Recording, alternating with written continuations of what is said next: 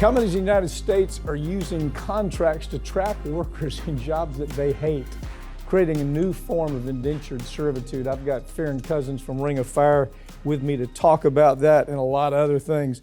You know, this takes us back to the indentured servants that we're used to seeing in farming, immigrants that come in. They have a company store. You have to buy your food here, and then at the end of the month, they don't have any money.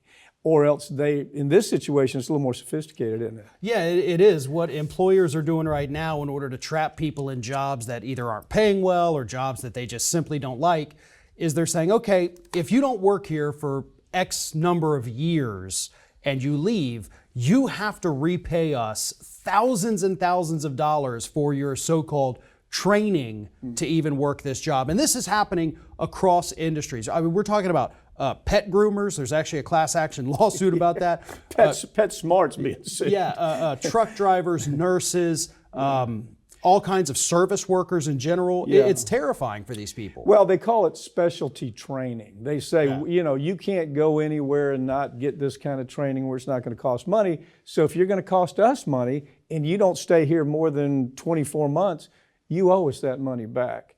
And it's a lot more beyond that. I mean, you've got where there's advances, pay advances, and they say, well, we're going to give you an advanced paycheck, and that advanced paycheck is something that they never catch up with. It's impossible to catch up with.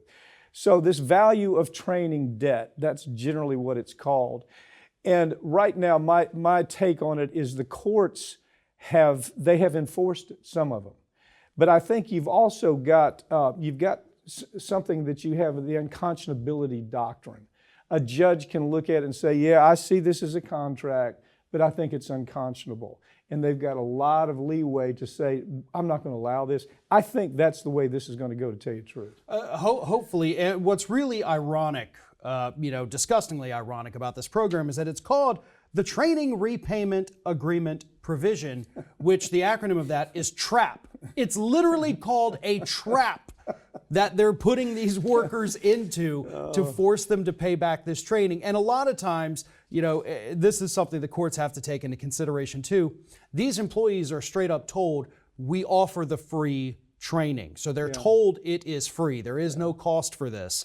So that could come into play as well. The idea is we're going to train you into something that it's going to have crossover value. You can go to this company, you can go to that company. But the word that they do use is come to work with us, and we're going to take you through a course that's going to give you value. Yeah. You're going to be able to use this everywhere. Well, it's just the opposite. I mean, there's no really truth to it. First of all, there's no special accreditation. They're not getting a special license. You're not a specialized licensed groomer at PetSmart, and that's going to translate to big money somewhere else. It's a scam. It's just another scam. And the courts have a way to do something about it.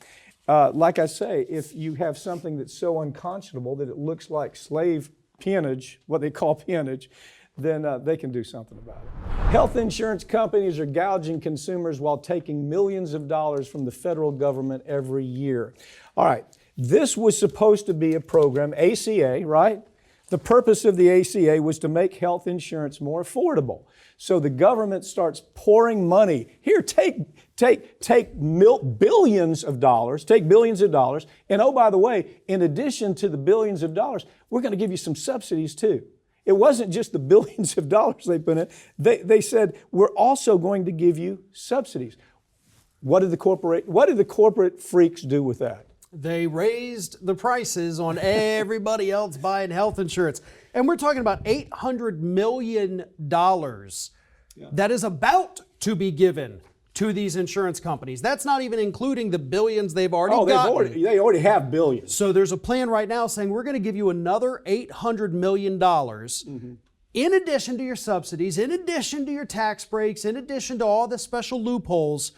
All you got to do is keep providing health insurance for low-income Americans. Truthfully, it was a good idea. It was a great idea until corporate sociopaths got involved with it. What's your prediction when we give them $800 more million? What are they going to do with it? They're going to continue to raise prices on us because they can. There's no controls in any of this. Yeah. And look, these companies we could be spending $800 million or $80 billion on providing health insurance for everybody in this country, but instead, we're taking that money and we're just giving it to private insurance that continues to screw us over. We keep being told Medicare for all is too expensive. No, this is too expensive to continue. Doesn't somebody sit them down in a room and saying, yeah, here's the deal. We have the right to regulate you and we will regulate you. Right now, as high as 40% of all the profit these people are making is coming from the U.S. government, taxpayers. And all we asked in return was, you make this available for people who can't afford health insurance. But again, you get the sociopath corporate involved, and there are no rules. And so somebody has to say, yeah, there are. They have to walk into a room and say, here are the new rules. I'm the new sheriff, and here's the new regulations. But people have to understand too, okay, you get your paycheck, you see that your health insurance comes out of it. You're also paying your tax for Medicare. Right. So you're paying for other people's insurance there. And then, as you said, 40% of the insurance company's profit is coming from tax dollars. So you're paying for 3 different kinds of health insurance. Right, right. Why can't we just put it towards universal health care, free up the system, get these corporate price gougers out of here for good, and be happy like the rest of the world? Was I wrong that Biden promised to create a public health insurance option? He was wishy-washy on it. It was back and forth. Did he ever make the promise? I don't know if he ever actually said I am or if he was against it. I know we had, Bernie and Warren. Yeah, Bernie was very strong on it. And so was Warren. Warren said, yeah, this is what we need to do. And all right, well, we're left with this mess.